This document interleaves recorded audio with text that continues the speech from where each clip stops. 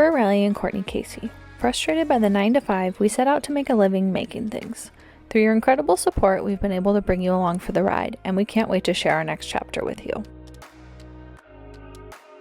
Say hello to 20 acres of raw, off-grid land in northern Idaho.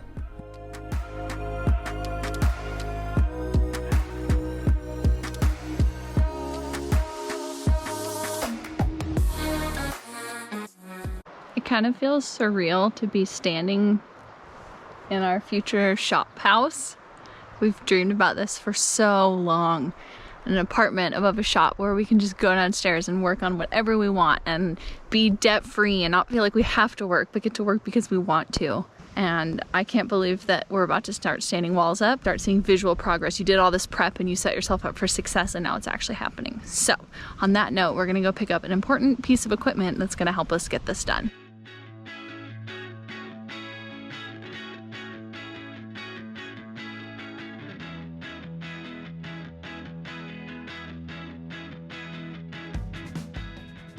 I cannot keep up with him. Like, that thing, I am driving way faster than I ever drive on a road, and I cannot keep up with him.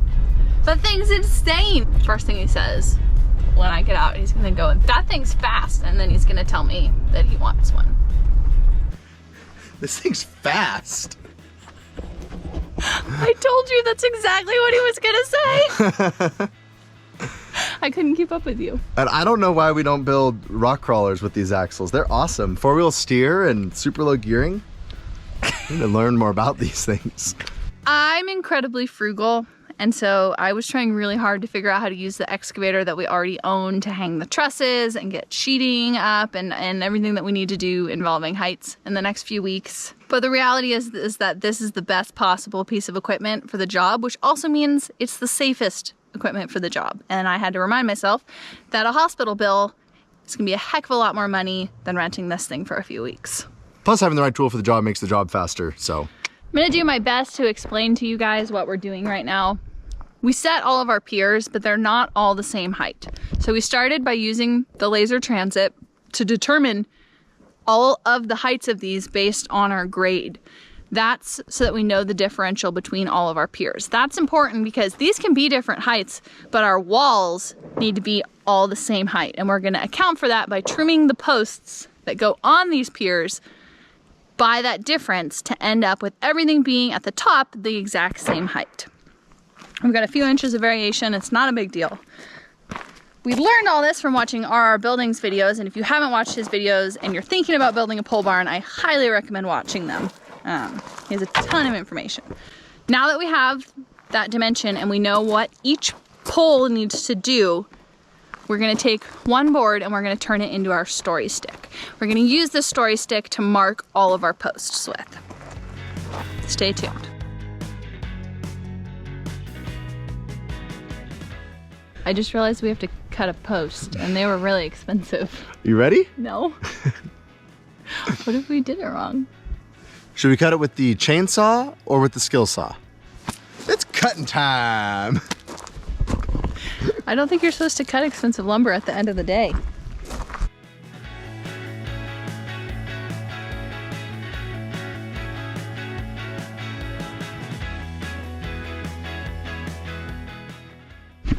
So what we did, this is an RR tip, you're gonna take this dimension, which we wrote on every post. This is how far this is off from our highest post.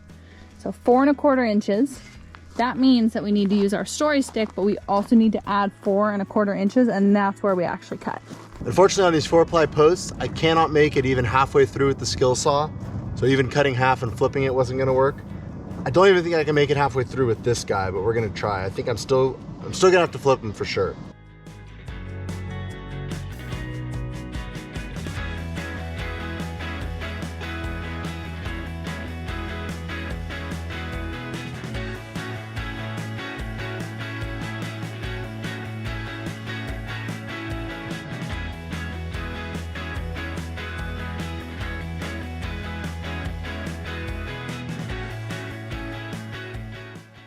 I did a bunch of research on these post frame buildings, and I think I'm supposed to be using a 20 penny nail, which is huge. It's way bigger than my framing nailer is able to shoot.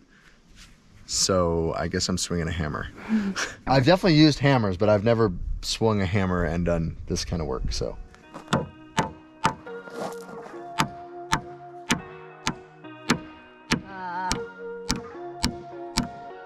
It didn't go super well.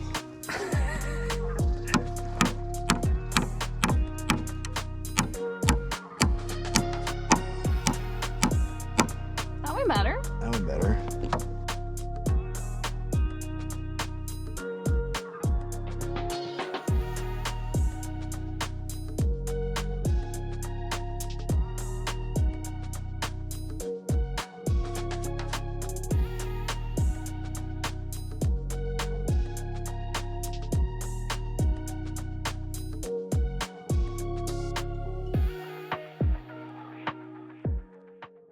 There's only one way to learn how to do things, and it's by doing them. So we learned our lesson on this one. We should not have put this wall girt on, because when we pick the wall up, it's gonna hit the brackets. This actually needs to end up on the outside of the brackets, so we need to pop these off. And Riley's pants are falling down.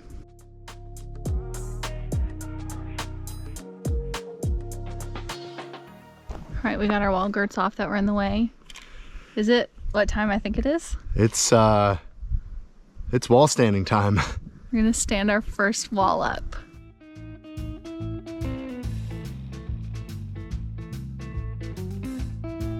It's so bent! We added a little reinforcement and we're gonna try again. Much better, yeah.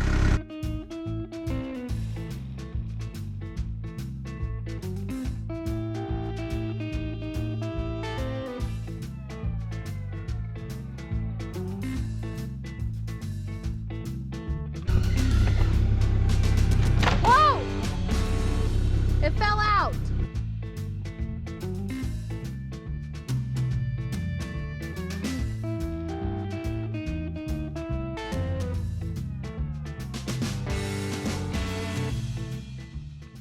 All right, so this post is now up.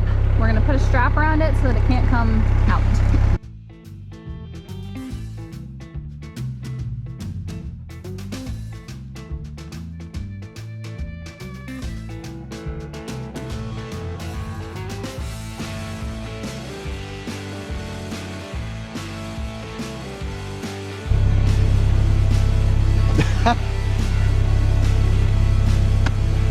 We stood up a wall.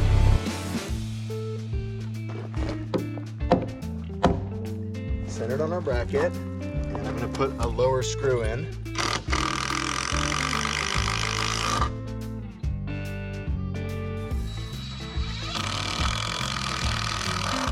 Sweet. Does that work? Yeah.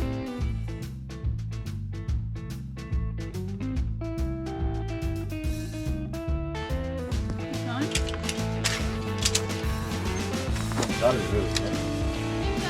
Heck yeah.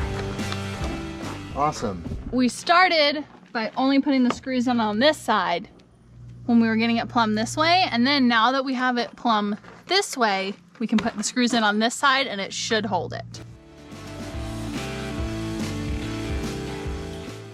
The screws are just temporary. We'll put through bolts in once we have a drill bit to put bolts in. I made it to the forks, aren't touching the wall at all anymore, and I'm gonna check the stability to decide if it's safe to leave it like this. Now Riley has to climb up there to get our reinforcement board down. Be safe, you monkey.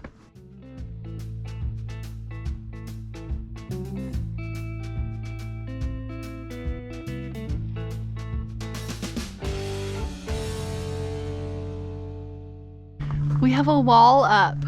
1 out of 4 down.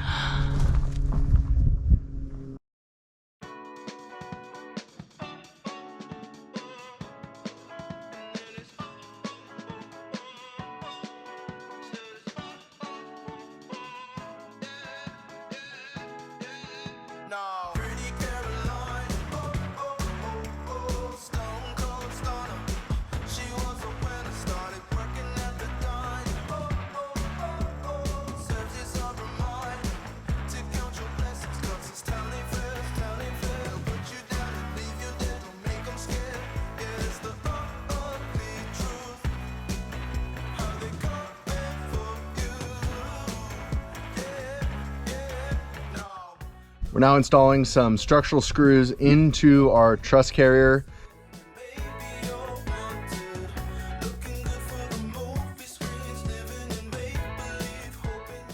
We had the forethought to put the telehandler in here because we wouldn't be able to get it in now, but it's still going to be pretty tricky to lift this up into place.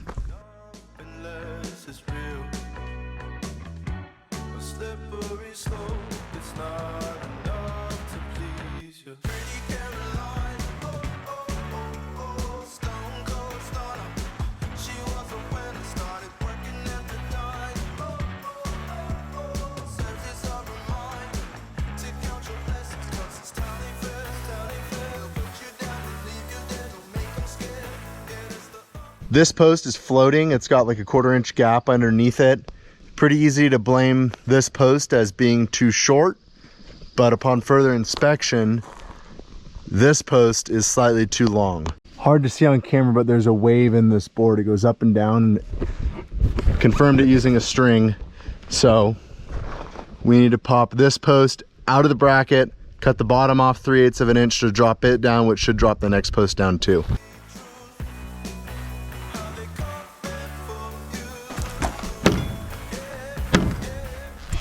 And just like that, we have 2 of our 4 walls up.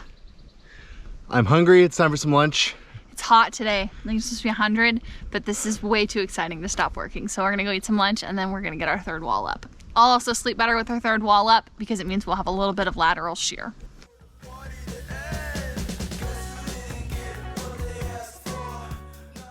So we got this post is 1 1/4 inch low from our highest point. So we just add 1 1/4 inch to the bottom of our story stick. And that's gonna allow us to end up with a perfectly straight wall once we set all these up.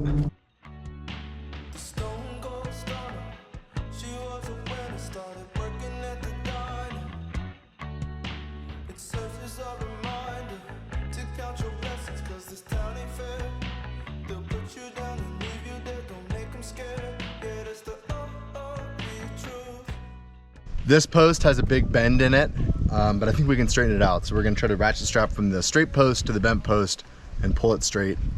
I think we're gonna fight this the whole way through, but we'll find out.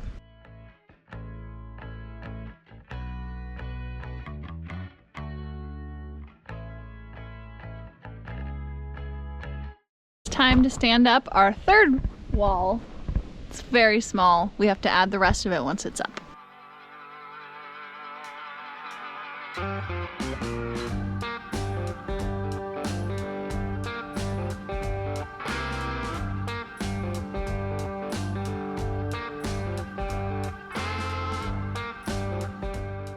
We had held off on our corner posts, but now that we have both walls up, it won't be in the way anymore, so we're gonna add our corner posts on both sides. That means we can tie our walls into those and really help stabilize everything. Ready? Yeah.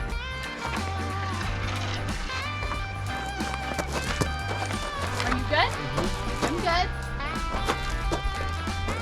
You still good? Yeah. You good? Yeah, that looks amazing.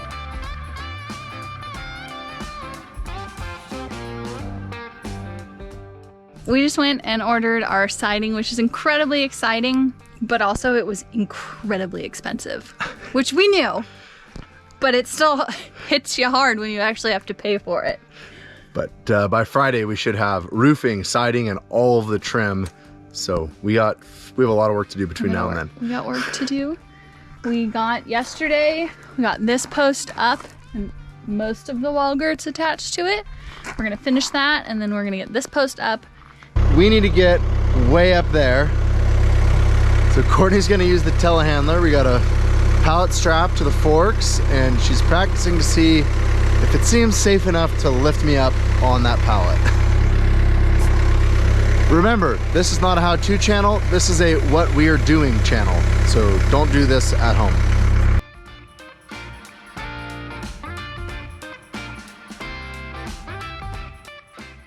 The forks stay nice and level. I like that.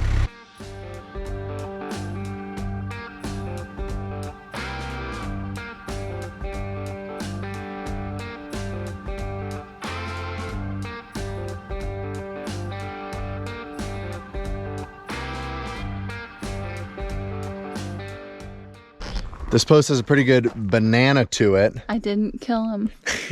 I am still alive. Darn it. We discovered while in the air that this post has a good banana to it. So we pulled the string so that we can see how straight the post is, because we know the string's straight. And now we're gonna use this ratchet strap and try to pull that post straight as we put the girths on.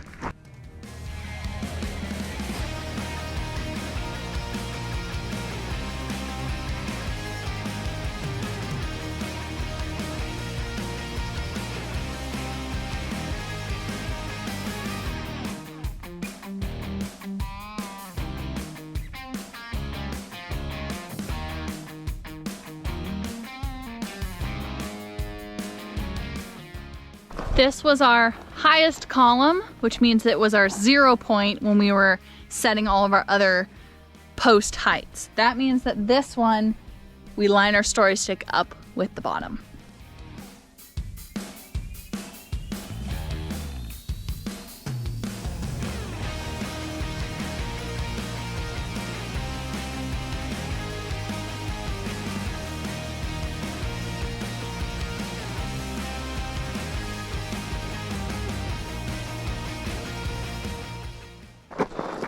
We have 3 walls done. We only have 1 left to do. We are making a lot of progress right now. We're kind of starting to pick up the momentum on framing, learning tips and tricks and what order to do things, and it's starting to go a lot quicker. 3 walls down, 1 to go, and then a bunch of trusses go up. That lift is only going to be just barely tall enough to get those trusses up and over our posts, so it's gonna be a challenge. My arm is killing me. I am hungry. It is getting dark and it's time for dinner. We're calling it a night. If there was remotely any wind in the forecast, we would spend some more time reinforcing all of this. There's not. Hopefully it's still there tomorrow. It's pretty much how I feel at this point.